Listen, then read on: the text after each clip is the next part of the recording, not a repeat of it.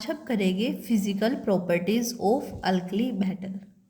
हमें पिछली previous video में देख लिया है कि अल्कली मेटल होते क्या है। ठीक है, सबसे पहले फिजिकल प्रॉपर्टी है हमारी लार्ज एटॉमिक रेडियस। अब देखो, इसको पहले करने से पहले हमें ये पता होना चाहिए कि एटॉमिक रेडियस होती क्या है। एटॉमिक रेडियस होता है कि जो डिस्टेंस होता है किसका, न्यूक्लियस से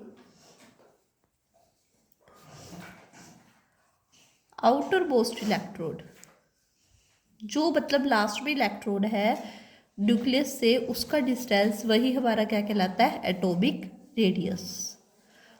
अब देखो, इसमें हम प्रॉपर्टीज पे अल्कली मेटल की मतलब जो ये है फिजिकल प्रॉपर्टीज, उसमें पढ़ेंगे कि डाउन द ग्रुप कैसे वेरी करती है और अलोंग द पीरियड कैसे वेरी करती है। The atomic radii of alkali metal are largest in their respective period. Also, as we move down the group, the atomic radius increases. पहले क्या कहा है कि जो एटॉमिक रेडियस होती है किसकी, अल्कली मेटल की, पूरे ग्रुप के मतलब उसमें देखें ग्रुप में पीरियड्स में अलोंग द पीरियड, तो क्या होती है, सबसे ज़्यादा होती है। कैसे देखो, अब देखो मैंने एक पीरियड ले लिया, ठीक है, ऐसे ही सेकंड वाला भी होएगा, थर्ड वाला भी, तो उन्होंने क्या कहा है, जो अल्कली मेटल होगा उसकी क्या होगी, सबसे लार्जेस्ट। ठीक है, अब क्यों, आप देखो जैसे जैसे हम ऐसे जाएंगे पीरियड के अलोंग, तो यहाँ पे देखो लिथियम होता है, उसको साइज वो एटॉमिक नंबर कितना होता है, 3, बेरिलियम 4, बोरोन 5, कार्बन 6, नाइट्रोजन 7, ऐसी 8, 9। अब इसकी मैं इलेक्ट्रॉनिक कन्फिगरेशन करती हूँ 3 की, तो क्या होगा, 2 और 1, इसकी करोगे 2 और 2। ठीक है, अब मैं इसको एक रफ पेज में समझाती हूँ। देखो आपको, देखो जैसे एल आई है, अब मैंने इसका स्ट्रक्चर बनाया, मान लो ये बीच में क्या है, न्यूक्लियस मान लिया मैंने, ठीक है, सारा न्यूक्लियस मान लिया पॉजिटिव चार्ज। अब ये क्या है, फर्स्ट सेल, ये क्या है, सेकंड शेल। ठीक है, अब देखो लिथियम की क्या है, 2 और 1 ना, तो पहले शेल में तो 2 इलेक्ट्रॉन, नेक्स्ट में 1 इलेक्ट्रॉन। अब बेरिलियम का देखो, ये बीच में क्या हो गया, न्यूक्लियस पॉजिटिव चार्ज, ऐसे इसमें 2 इलेक्ट्रॉन, सेकंड वाली में क्या हो रहा है, ये इसमें भी 2 इलेक्ट्रॉन। जब हम ऐसे तीसरे का बनाएंगे, बोरोन का बनाएंगे, मतलब 5 के लिए बनाएंगे, तब भी क्या आ जाएगा, बीच में पॉजिटिव चार्ज, ऐसे ही 2 इलेक्ट्रॉन, फिर यहाँ पे कितने आ जाएंगे, 1 2 3।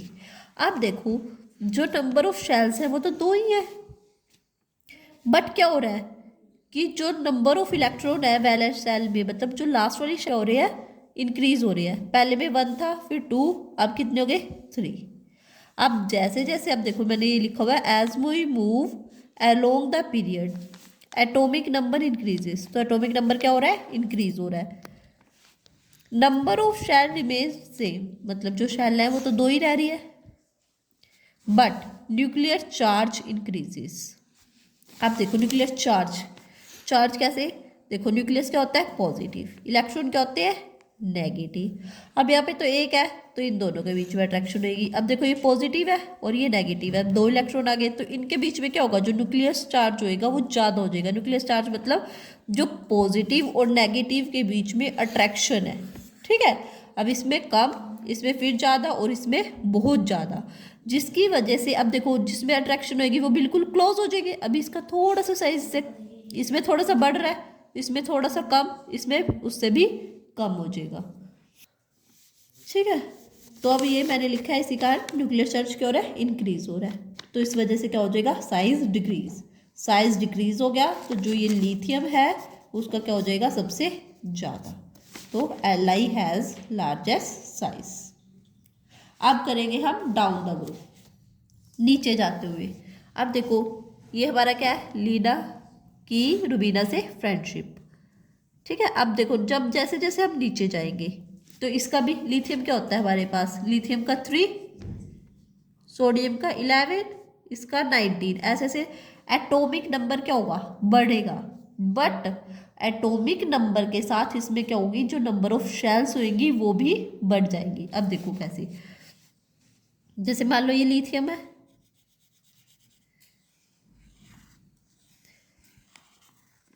ये कितने हैं, 2 इलेक्ट्रॉन। नेक्स्ट में क्या होगा, 1।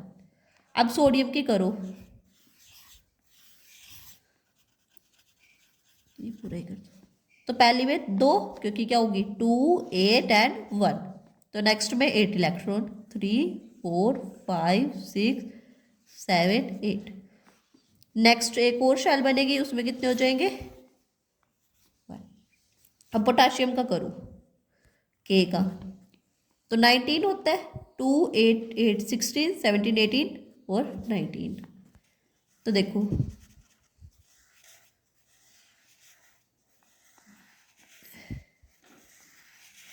पहली शेल में 2 इलेक्ट्रॉन, फिर 8, फिर 8, फिर क्या है 1। अब जैसे जैसे हम इधर जा रहे हैं, ठीक है, तो क्या हो रहा है, देखो लिथियम में कितनी थी नंबर ऑफ शेल्स, 2, इसमें कितनी होगी 3, इसमें कितनी होगी 4। तो नंबर ऑफ शेल्स भी तो इंक्रीज हो रही है ना। तो यही लिखा हुआ है मैंने, down the group the atomic size increases. Atomic size भी इंक्रीज हो रहा है, तो उसकी वजह से क्या हो रहा है, एटॉमिक नंबर इंक्रीज हो रहा है, नंबर ऑफ शेल्स है वो भी इंक्रीज हो रही है, तो साइज भी क्या होगा, नीचे जाते हुए इंक्रीज होएगा, जिसकी वजह से जो Li होता है उसका स्मॉलेस्ट होता है, और जो Fr होता है उसका सबसे बड़ा होता है। मैंने साइड में लिखा हुआ है Li हैज स्मॉलेस्ट साइज। इसको ध्यान से कर लो, फिर हम इसके ना क्वेश्चन आते हैं वो भी करेंगे कि किस तरह से पेपर में क्वेश्चंस आते हैं। अब मैंने लिखा हुआ है कि Li हैज स्मॉलेस्ट साइज, जब हम क्या करेंगे, नीचे डाउन द ग्रुप देखेंगे, और अलोंग द पीरियड देखेंगे तो Li हैज लार्जेस्ट साइज, कि जो Li का है वो क्या होगा, सबसे ज़्यादा साइज होगा। ठीक है, नेक्स्ट प्रॉपर्टी हमारी है, सेकेंड है हमारे पास large ionic radii. The ionic radii of the cation formed by them are smaller in size than the corresponding atom। अब इसका मीनिंग देखो क्या है, आयनिक रेडियाई। आयनिक रेडियाई क्या होता है कि जब हम कोई भी कैटायन या एनायन बनाते हैं उसकी रेडियाई। ठीक है, आप देखो, मान लो कैटायन कब बनता और हम इसको ना एक एग्जांपल के थ्रू समझते हैं। देखो मान लो मैंने ना Na लिया, ठीक है, अब देखो Na का एटॉमिक नंबर क्या होता है 11। हमने इसकी इलेक्ट्रॉनिक कन्फिगरेशन की, क्या हो गया 281। अब देखो हमें क्या पता होता है कि आप 281 है, अगर इसको नोबल गैस के अकॉर्डिंग जाना है, या तो इसको एक इलेक्ट्रॉन क्या करना पड़ेगा, लूज करना पड़ेगा, या 7 इलेक्ट्रॉन लेने पड़ेंगे ताकि यहाँ पे 8 बन जाए। अब देखो 7 इलेक्ट्रॉन लेने क्या है, मुश्किल है, जिस वजह से ये क्या करता है, एक इलेक्ट्रॉन लूज कर देता है। ठीक है, ताकि ये क्या करे, मतलब जो नोबल गैसेज है उसको अटेन कर पाए। ठीक है, तो इस वजह से ये क्या करेगा, एक इलेक्ट्रॉन रिमूव कर देगा। जब एक इलेक्ट्रॉन रिमूव करेगा तो इस पर क्या आ जाएगा, पॉजिटिव चार्ज। ठीक है, जो रिमूव करते हैं उन पे क्या आता है, पॉजिटिव चार्ज, और जो लेते हैं उन पे क्या आ जाता है, नेगेटिव चार्ज। अब देखो पॉजिटिव चार्ज आया तो इसको ही हम क्या बोलते हैं, कैटाइन। अब देखो after losing electron it make Na positive, मतलब जब इसने एक इलेक्ट्रॉन रिमूव कर दिया तो इसने क्या बना दिया, Na पॉजिटिव। तो इसकी इलेक्ट्रॉन कन्फिगरेशन क्या होगी, 2 8, क्योंकि 1 तो रिमूव हो ही गया, तो इसकी इलेक्ट्रॉन कन्फिगरेशन कितनी होगी, 2 8। अब देखो मैंने इसका स्ट्रक्चर बनाया, ये तो क्या न्यूक्लियस। अब इसमें क्या है, जो सिंपल Na है उसमें क्या होगा 2, फिर 8, फिर 1, और जब Na पॉजिटिव बन गया तो क्या होगा, पहले 2 इलेक्ट्रॉन फिर 8 इलेक्ट्रॉन। अब देखो जैसे ही हम इधर जा रहे हैं तो जो चार्ज है वो तो क्या हो रहा है, इससे तो बढ़ रहा है ना, क्योंकि इसमें जो चार्ज है वो क्या होता है कम, और इसमें जो चार्ज है न्यूक्लियर चार्ज वो बढ़ रहा है। और वैसे भी इसमें नंबर ऑफ शेल्स क्या है ज़्यादा, और इसमें क्या नंबर ऑफ शेल्स कम, जिसकी वजह से इसका साइज़ क्या है बड़ा और इसका साइज़ क्या है कम। यही हमें क्या कहा था, क्वेश्चन में बताया हुआ था कि जो आयनिक रेडियाई होएगी किसकी, कैटायन की, वो क्या होएगी, स्मॉलर होएगी। ठीक है, किसके, जो एटम हम लेके चल रहे हैं, कि जो हमने क्या बनाया है, कैटायन बनाया है, उसकी जो आयनिक रेडियाई वो है वो कम है किससे, जो एटम लेके चले थे Na। ठीक है, ये होगी हमारी सेकेंड प्रॉपर्टी। थर्ड प्रॉपर्टी है लो आयनाइजेशन इंथैल्पी। इसको करने से पहले हमें पता होना चाहिए आयनाइजेशन इंथैल्पी होता क्या है। जब हम किसी भी एक एटम में से वैलेंस इलेक्ट्रॉन मतलब जो जैसे हमने पीछे किया था, देखो Na वाला केस किया था ना कि इसमें हम क्या कर रहे थे, एक इलेक्ट्रॉन को रिमूव कर रहे थे, ठीक है। तो उस इलेक्ट्रॉन को रिमूव करने में हमारी कितनी एनर्जी लगी, उसी को हम क्या कहते हैं, आयनाइजेशन एनर्जी या फिर आयनाइजेशन इंथैल्पी, ठीक है। अब हम बात करेंगे ग्रुप की। देखो जैसे हमारे पास ये ग्रुप है LINA, KRBCS, FR।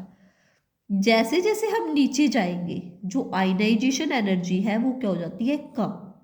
क्यों होती है ये भी करेंगे। The ionisation enthalpy of alkali method decreases progressively as we move down the group from Li to CS। अब देखो जैसे हम नीचे जा रहे हैं तो क्या हो रहा है, साइज बढ़ेगा, ये हमने पहले ही डिस्कस कर चुके हैं। नीचे जाते हुए क्या हो रहा था, साइज बढ़ रहा था, ठीक है, ये हम पहले डिस्कस कर चुके हैं। तो आयनाइजेशन का कैसे इफेक्ट पड़ेगा, अब देखो Li है, इसकी क्या होती है, 3 होता है तो 2 और 1, ऐसे इसकी 2 8 1, इसकी 2 8 8 1, ठीक है, ये इलेक्ट्रॉन कन्फिगरेशन होती है। अब देखो जो ये 1 इलेक्ट्रॉन इसने रिमूव करना है, अब इसका क्या है, साइज छोटा है, नीचे जा रहे हैं तो साइज क्या हो रहा है, बढ़ रहा है। इसमें लगता है स्क्रीनिंग इफेक्ट। अब वो मैं बता देती हूँ स्क्रीनिंग इफेक्ट होता क्या है। रुको, मान लो ये लिथियम का है, ठीक है, लिथियम मेटल लिया मैंने, पहले में 2 इलेक्ट्रॉन, नेक्स्ट में 1 इलेक्ट्रॉन। स्क्रीनिंग इफेक्ट बता रही हूँ, उसका वही है इसमें। जब जो न्यूक्लियस है, ठीक है, अब ये पॉजिटिव होते हैं और ये नेगेटिव, इन दोनों के बीच के क्या होती है, अट्रैक्शन। ऐसे ही ये क्या है, नेगेटिव, और ये क्या है, पॉजिटिव, इन दोनों में क्या होगी, अट्रैक्शन। बट पहले क्या है, जब ये जाएगा तो इससे, इस वाली शेल से भी तो क्या होगा, जाना पड़ेगा, तो क्या होगा, ये इलेक्ट्रॉन भी आएंगे, तो इलेक्ट्रॉन नेगेटिव चार्ज और ये भी नेगेटिव चार्ज, तो ये दोनों क्या करेंगे, आपस में रिपेल करेंगे ना, तो इस वजह से, तो ये रिपेल करेंगे तो इन दोनों में अट्रैक्शन क्या हो जाएगी, कम हो जाएगी, और साइज थोड़ा सा बढ़ जाएगा, मतलब ये दूर हो जाएगी, इतनी ज़्यादा अट्रैक्शन नहीं होगी। तो जब ये चीज़ क्या हो, एज ए शेल, मतलब एज ए, इसके वजह से, मतलब जो इसको अट्रैक्ट ना करने दे, शेल का काम करे, तो इसको क्या कह देंगे, स्क्रीनिंग इफेक्ट, ठीक है। जब इन दोनों में क्या हो जाएगी, ये एक एज ए शेल काम करेगी, ताकि जो न्यूक्लियस है और जो लास्ट वाला मतलब इलेक्ट्रॉन है, इलेक्ट्रॉन्स मतलब इसमें तो चलो एक ही है, आगे में तो काफ़ी होते हैं, उन दोनों में अट्रैक्शन ना हो, उसी को हम क्या कहते हैं, स्क्रीनिंग इफेक्ट, ठीक है। तो अब जैसे हम नीचे जा रहे हैं तो अब देखो ये पॉजिटिव, बीच में न्यूक्लियस, अब ये देखो सोडियम का है 2, फिर यहाँ पे क्या हो गई 8, फिर हमारे पास क्या हो गई 1। आप देखो अब शील्डिंग इफेक्ट क्या हो जाएगा, नीचे जाते हुए बढ़ जाएगा, क्योंकि अब इन दोनों में क्या हो गया, अट्रैक्शन कम हो जाएगी। अट्रैक्शन कम होएगी तो जो हमारा लास्ट वाला इलेक्ट्रॉन है वो निकालना क्या हो जाएगा, इजी हो जाएगा। तो वही, तो लास्ट वाला इलेक्ट्रॉन निकालना इजी हो गया, तो जो आयनाइजेशन एंथैल्पी है वो तो कम हो जाएगी, क्योंकि हमें कम एनर्जी की जरूरत पड़ रही है ना उसको निकालने के लिए। मान लो एक मैग्नेट है, ठीक है, न्यूक्लियस को मान लो मैग्नेट है, और ये कील है हमारी, जैसे वो होती नहीं लोहे की कील, ठीक है, वो है वो। अब देखो ये अट्रैक्ट करेंगे, ये भी ऐसे ही अट्रैक्ट करेगी। अब काफ़ी सारी कीलें लगी, जो उसके ऊपर लगाएंगे वो तो ईजिली हम, उतनी ज़्यादा एनर्जी तो नहीं लगानी पड़ेगी, जो उसके नीचे होएंगी, जो उसके बिल्कुल पास होएंगी मैग्नेट के, उसमें तो हमें उसको ऐसे निकालने के लिए काफ़ी एनर्जी की ज़रूरत होती है। तो यही बात इसमें है, तो ये थोड़ी सी दूर हो जाएगा, जिसकी वजह से हमें इसको निकालना ईजी हो जाएगा, तो स्क्रीनिंग इफेक्ट वैसे भी बढ़ जाएगा, तो इसकी वजह से जो इलेक्ट्रॉन है वो ईजिली रिमूव हो जाएगा, इतनी एनर्जी की ज़रूरत नहीं होएगी। यही इसमें है कि साइज बढ़ेगा तो स्क्रीनिंग इफेक्ट भी क्या हो जाएगा, बढ़ जाएगा, तो उसकी वजह से जो आयनाइजेशन एनर्जी है वो कम हो जाएगी। तो इसकी सबसे ज़्यादा लिथियम की और एफआर की क्या होती है, सबसे कम आयनाइजेशन इंथैल्पी होती है, ठीक है। इसी में एक और केस है जो पेपर में बार बार पूछा जाता है, the second ionisation enthalpy of alkali metal are very high.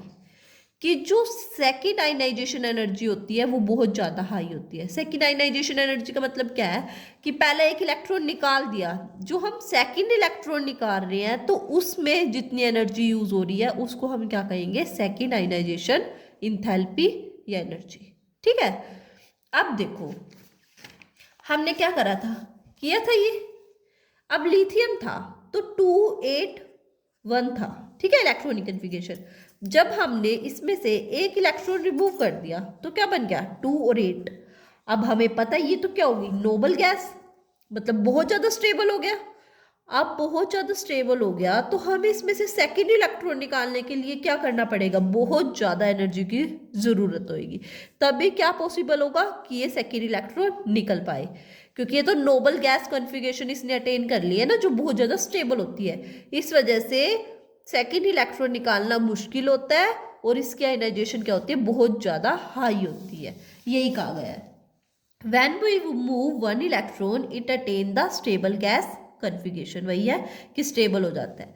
Since it is very difficult to remove an electron from the stable gas configuration, कि हाँ उसमें से एक और इलेक्ट्रॉन निकालना बहुत ज़्यादा मुश्किल है, जिसकी वजह से जो आयनाइजेशन इंथैल्पी होती है वो क्या होती है, बहुत ज़्यादा होती है। ठीक है, अब नेक्स्ट हम करेंगे property hydration enthalpy. Fourth property क्या थी, हाइड्रेशन इंथैल्पी। ठीक है, हाइड्रेशन इंथैल्पी या एनर्जी भी कहेंगे, is the amount of energy released when 1 mole of ion undergo hydration. Hydration से ही समझ आ रहा है वाटर। जब हम इसको क्या करेंगे, किसी भी एटम को या आयन को किस में डालेंगे, वाटर के अंदर डालेंगे, तो कितनी एनर्जी बाहर निकल रही है, कितनी एनर्जी रिलीज हो रही है, उसी को क्या कहते हैं, हाइड्रेशन इंथैल्पी। आप खुद सोचो कि जितना छोटा होएगा उसको हम पानी में डुबोएंगे, वो उतनी ज़्यादा क्या करेगा, एनर्जी रिलीज करेगा। अब यहाँ पे देखो, अब नीचे जाएंगे तो साइज क्या हो रहा है, बढ़ रहा है। आयनाइजेशन इंथैल्पी क्या हो रही है, कम हो रही है, ये हमने पहले कर चुके हैं डिस्कस। तो इसकी वजह से जो हाइड्रेशन, नीचे जाते जाते हाइड्रेशन एनर्जी क्या हो जाएगी, यहाँ पे लिखा नहीं हुआ, लिख लो, hydration energy decreases.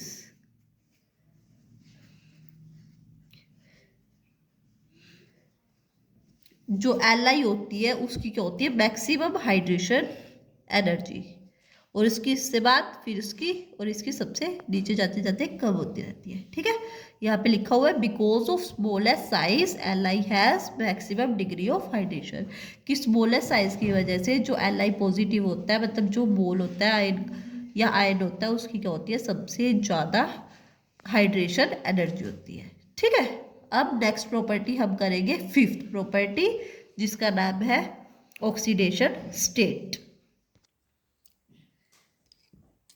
The alkali metal exhibit oxidation state of +1 in their compound and strongly electropositive in character। ये हमने पहले आयनाइजेशन इंथैल्पी में सब कुछ कर चुके हैं, कि आप देखो कि एक इलेक्ट्रॉन रिमूव कर रहे हैं तो क्या बनेगा, यूनिपॉजिटिव, उसी को कहेंगे ना, एक इलेक्ट्रॉन मैंने बताया था जो रिमूव करता है उस पर क्या जाता है, पॉजिटिव चार्ज। वही बताया हुआ है कि इनकी क्या होती है, +1 ऑक्सीडेशन स्टेट होती है, एक इलेक्ट्रॉन रिमूव कर देते हैं। ठीक है, एक्सप्लेनेशन में भी यही दिया हुआ है, as alkali metal give 1 electron to form the stable electronic configuration. हम इस पर ज़्यादा टाइम नहीं वेस्ट करेंगे क्योंकि पहले हो चुका है, कि हम इसको ईजिली क्या कर देते हैं, एक इलेक्ट्रॉन रिमूव कर सकते हैं ताकि ये क्या हो जाए, स्टेबल कन्फिगरेशन। और जो सेकेंड इलेक्ट्रॉन है उसको रिमूव करने में ज़्यादा एनर्जी की जरूरत होती है। It is very difficult to remove the second electron because high energy is required to remove the electron and to acquire the stable electronic configuration. ठीक है, अब एग्जाम्पल भी दिया हुआ है, जैसे Na का है तो Na की 281 होती है, रिमूव करा एक इलेक्ट्रॉन तो Na पॉजिटिव, ये बन गया इलेक्ट्रॉन नेगेटिव। अब इसकी क्या बन जाएगी, 2, 8 और 0। अब ये क्या होगी, स्टेबल होगी, स्टेबल होगी तो इसमें क्या होगा, जो सेकेंड रिमूवल होएगा वो बहुत ज़्यादा डिफिकल्ट होगा। ठीक है, ये वही लिखा हुआ है सेम। अब नेक्स्ट हमारे पास प्रॉपर्टी है सिक्स्थ प्रॉपर्टी, मेटालिक करैक्टर। अब मेटालिक करैक्टर करने से पहले हमें पता होना चाहिए मेटालिक करैक्टर होता क्या है। Metallic character is the tendency of an element to lose electron, कि मेटालिक करेक्टर होता क्या है कि हमारे पास कितनी टेंडेंसी है कि हम इलेक्ट्रॉन को लूज कर सके। ठीक है,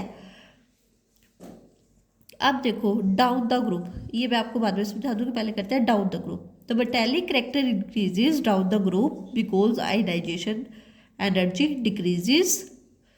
अब अब हमने यहाँ पे किया था कि जैसे जैसे साइज बढ़ रहा था तो जो इलेक्ट्रॉन स्क्रीनिंग इफेक्ट किया था ना कि इलेक्ट्रॉन की टेंडेंसी है वो क्या हो गई थी, पीछे निकालने की टेंडेंसी क्या हो गई थी, इजी से हम निकाल पा रहे थे, तो आयनाइजेशन एनर्जी क्या हो गई थी, कम हो गई थी। तो जैसे जैसे हम डाउन द ग्रुप जा रहे थे तो जो इलेक्ट्रॉन है वो इजिली रिमूव हो रहा था। तो वही तो होता है मेटालिक करेक्टर कि कितने ईजिली हम इलेक्ट्रॉन को रिमूव कर पा रहे हैं। तो जो सबसे लास्ट वाला है उसको हम इजिली रिमूव कर पा रहे थे और जो सबसे स्मॉलेस्ट साइज था उसको हम नहीं कर पा रहे थे। ठीक है, अब तो इसकी वही है कि तो अब देखो उसमें क्या था आयनाइजेशन एनर्जी में कि कितनी एनर्जी लग रही है। अब देखो जिसको हम इजिली रिमूव कर पा रहे हैं उसमें तो एनर्जी क्या होगी, कम ही लगेगी ना। तो वही है कि नीचे जाते हुए क्या हो रहा था, जो आयनाइजेशन एनर्जी है वो क्या हो रही थी, कम हो रही थी।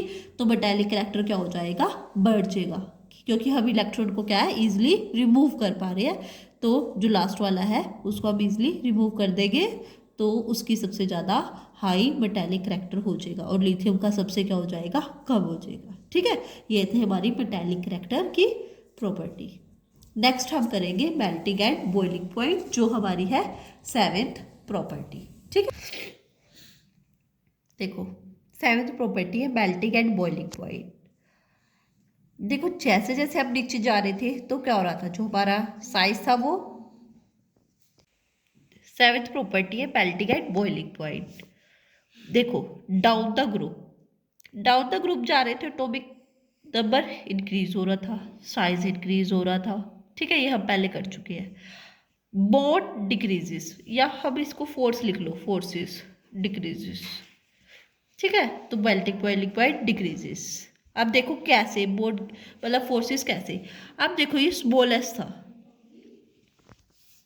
अब नीचे इसका क्या था, स्मॉलेस्ट साइज था और स्क्रीनिंग इफेक्ट भी क्या लग रहा था, इसमें कम लग रहा था, क्योंकि जो न्यूक्लियस है ये वाला स्क्रीनिंग, ये दोनों इतने ज़्यादा रिपेल नहीं कर रहे थे। जैसे जैसे हम नीचे जा रहे थे इन दोनों में रिपल्शन क्या हो रही थी, बढ़ रही थी, मतलब एज ए शील्ड काम कर रहा था। तो पॉजिटिव चार्ज और नेगेटिव चार्ज के बीच में अट्रैक्शन नहीं होते, मतलब नहीं हो पा रही थी। तो इसकी वजह से जो मतलब स्क्रीनिंग इफेक्ट तो क्या हो रहा था, बढ़ रहा था।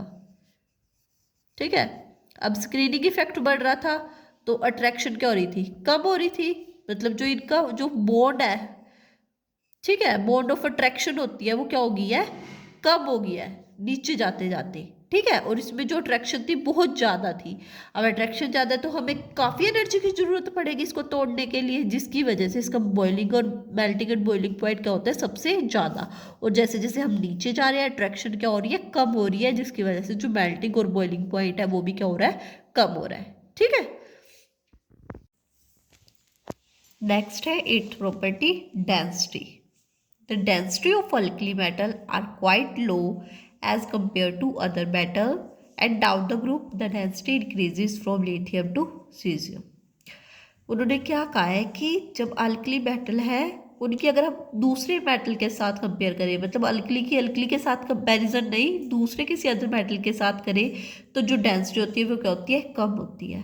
और अगर हम अल्कली के साथ करें, मतलब डाउन द ग्रुप बात करें, तो वो क्या होती है, लिथियम से सीजियम की तरफ जब जाते हैं तो क्या होती है, इंक्रीज होती रहती है। अब इन दोनों के हम क्या करेंगे, एक्सप्लेनेशन क्यों होता है। अब देखो जो अल्कली मेटल होते हैं उनका क्या होता है, लार्ज साइज होता है। लार्ज साइज होगा तो एटॉमिकली जो एटम होंगे वो क्या होंगे, क्लोजली पैक्ड नहीं होंगे, क्लोजली पैक्ड नहीं होंगे, तो उसकी वजह से डेंसिटी हो जाएगी, कम हो जाएगी। ठीक है, अब देखो एक सॉलिड होता है, ठीक है, सॉलिड भी क्या होता है, बिल्कुल क्लोजली पैक्ड होते हैं, तो आपस में जुड़े होते हैं, साइज क्या हो जाता है उनका, एटॉमिक मास कम हो जाता है। अब गैस है, गैस के जो होते हैं वो दूर दूर होते हैं। ठीक है, दूर दूर होने की वजह से जो उनका मास होता है वो क्या हो जाता है, बढ़ जाता है। अगर मास बढ़ेगा तो डेंसिटी भी क्या होगी, बढ़ जाएगी, ऑब्वियस सी बात है। ऐसे ये है कि जैसे लार्ज साइज होगा तो एटम क्या होंगे, लेस पैक्ड होंगे, लेस पैक्ड होंगे तो लो डेंसिटी होगी। और वैसे भी अब देखो नीचे जा रहे थे, हमने क्या पढ़ा था, जब नीचे जा रहे हैं तो क्या हो रहा था, साइज क्या हो रहा था, बढ़ रहा था। साइज बढ़ रहा था तो क्या होगा, साइज बढ़ेगा तो एटॉमिक मास भी क्या हो जाएगा, बढ़ जाएगा ना। तो डेंसिटी क्या है, मास अपॉन में वॉल्यूम, मतलब डेंसिटी क्या है, inverse directly proportional to mass and inversely proportional to volume. Directly का मतलब क्या है कि मास बढ़ेगा तो डेंसिटी भी बढ़ेगी। अब देखो नीचे जा रहे हैं तो साइज बढ़ रहा है, एटॉमिक मास बढ़ रहा है, तो डेंसिटी भी क्या हो रही है, बढ़ रही है। यही बताया हुआ। तो इसकी वजह से जो लिथियम होता है उसकी सबसे कम डेंसिटी होती है और इसकी एफ की सबसे ज़्यादा होती है। ठीक है, ये था डेंसिटी, 8th प्रॉपर्टी। नेक्स्ट हमारी प्रॉपर्टी है 9th, फ्लेम कलरेशन। इस पे लिख लो, वेरी वेरी इंपॉर्टेंट। इसमें से हमारा गारंटी है पेपर में क्वेश्चन बनता ही बनता है। All the alkali metal and their salt impart a characteristic colour to the flame. कि जितने भी अल्कली मेटल है और उनके साल्ट, जो साल्ट बनते हैं वो क्या करते हैं, हमें कलर देते हैं जब हम उनको फ्लेम, मतलब जब हम उन्हें के क्या देंगे, हीट देंगे। आप देखो क्यों, एक्सप्लेनेशन में क्या है, और हीटिंग एन अल्कली मेटल और it's salt especially chloride, due to its more volatile nature, the electron is easily excited to the higher level of absorption, and these return to their ground state. They emit in the form of electromagnetic radiation. They emit color. ठीक है, अब देखो क्या कहा है कि जब हम अल्कली मेटल को क्या करेंगे, हीट करेंगे, ठीक है, तो क्या होगा, जो इस या इसके क्लोराइड होंगे, मतलब उन्होंने क्या कहा है कि जो सोडियम, जैसे स्पेशली क्लोराइड की बात की है, जैसे सोडियम क्लोराइड, पोटाशियम क्लोराइड, वो क्या करते हैं, हमें कलर देते हैं। जैसे ही हमने हीट दी, मतलब हम क्या कर रहे हैं, उनको एनर्जी दे रहे हैं, एनर्जी दे रहे हैं, तो इलेक्ट्रॉन क्या होंगे, जो उनकी नीचे वाली स्टेट होगी उससे क्या चले जाएंगे, हाइयर स्टेट पे। ग्राउंड स्टेट से क्या चल जाते हैं, हाइयर स्टेट की तरफ क्या हो जाते हैं, चले जाते हैं। जिसकी वजह से जब हाइयर स्टेट से जो दोबारा क्या होता है कि वो वापस आते हैं तो कलर एमिट कर देते हैं, बाहर निकाल देते हैं, क्योंकि कुछ एनर्जी को वो क्या करते हैं, लूज करते हैं। तो एनर्जी को लूज करेंगे तो इसका मतलब वो कलर कुछ ना कुछ देंगे। तो यही है, जैसे NaCl है वो क्या देता है, हमें येलो कलर देता है। ठीक है, जो अलग अलग है, KCl अलग देता है, वो लिथियम अलग देता है। ठीक है, सारे अलग अलग देते हैं। तो पेपर में ऐसे आता है कि या तो सिंपल ही आ जाएगा कि why alkali metal give colour, ठीक है, और या फिर आएगा why NaCl impart yellow colour और हीटिंग, कि जब हम हीट करते हैं तो येलो कलर क्यों देता है। ठीक है, देखो जैसे मान लो कि ये मान लो एस बे स्टेट में है, वो क्या चला गया पी स्टेट में, तो हाई स्टेट होगी ना एस से पी, ऐसे।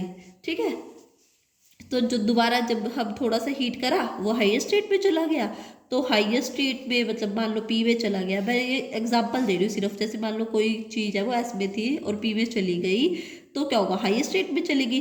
तो जब जैसे मान लो पी से दोबारा एस की तरफ वापस आएगा, मतलब जो इलेक्ट्रॉन है, क्योंकि देखो अब हम है, ठीक है, हमारा क्या हुआ, घूमने गए, अपने घर से कहीं घूमने गए, ठीक है, एक दिन के लिए जाएंगे, हमारे में एनर्जी आ जाएगी। फिर क्या होगा, जब हम दोबारा घूमते हुए अपने घर तो वापस आएंगे ही ना कुछ एनर्जी तो लूज हो जाएगी हमारी। वही सेम इसमें है कि क्या होगा, ये हमारा घर, ये कहीं हो, ठीक है, तो क्या करा, लोअर स्टेट से कहाँ गए, हाईएस्ट स्टेट की तरफ गए, पर फिर दोबारा तो आना तो अपने घर पड़ते ही है। तो दोबारा अपने घर आएगा तो क्या करेगा, एनर्जी को लूज कर देगा। तो एनर्जी जब लूज करेगा वो किसी ना किसी फॉर्म में होएगी कलर के, तो वो क्या होता है, अलग अलग कलर देता है। ठीक है, ये थी हमारी 9th प्रॉपर्टी। लास्ट और फाइनल फिजिकल प्रॉपर्टी है हमारी photoelectric effect. Photoelectric effect is the phenomena of ejection और एमिशन ऑफ द इलेक्ट्रॉन। ठीक है, electron from the metal surface when electromagnetic radiation are fall on that. कि क्या होगा कि रेडिएशन मतलब जब हम हीट देंगे तो मेटल सरफेस से इलेक्ट्रॉन का रिमूव होना, उसी को हम क्या कहते हैं, फोटो इलेक्ट्रिक इफेक्ट। अब देखो इसमें क्या है, all alkali metal show photoelectric effect except Li। कि जितने भी अल्कली मेटल होते हैं वो क्या करते हैं, फोटो इलेक्ट्रिक इफेक्ट शो करते हैं। सिर्फ एक Li ऐसा है जो फोटो इलेक्ट्रिक इफेक्ट नहीं शो करता। ठीक है, नेक्स्ट है हमारे पास एक्सप्लेनेशन, क्यों नहीं करता। अब हमने कहा था कि जैसे जैसे नीचे जा रहे हैं तो क्या हो रहा था, स्क्रीनिंग इफेक्ट बढ़ रहा था, जिसकी वजह से जो आयनाइजेशन इंथैल्पी है वो क्या हो रही थी, कम हो रही थी। पर लिथियम की क्या थी, सबसे ज़्यादा आयनाइजेशन इंथैल्पी थी। तो जिसकी वजह से जो ये क्या होगा, जब हम इसको क्या देंगे, लाइट देंगे, लाइट देने के बाद ये क्या करेगा, इलेक्ट्रॉन को रिमूव नहीं कर पाएगा। ठीक है, तो इलेक्ट्रॉन क्या होगा, नहीं रिमूव हो पाएगा, रिमूव नहीं हो पाएगा, इसलिए जो Li है वो फोटो इलेक्ट्रिक इफेक्ट नहीं शो करता।